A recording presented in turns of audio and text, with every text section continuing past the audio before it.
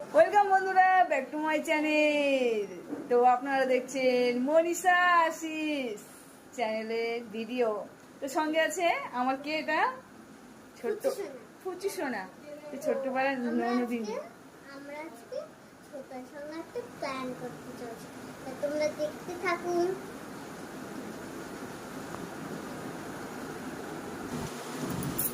তো চলো, ফুচি চলে গেছে ছোটদাকে ডাকতে। আমি অলরেডি ছেঁড়া কাপড় পরে আছি।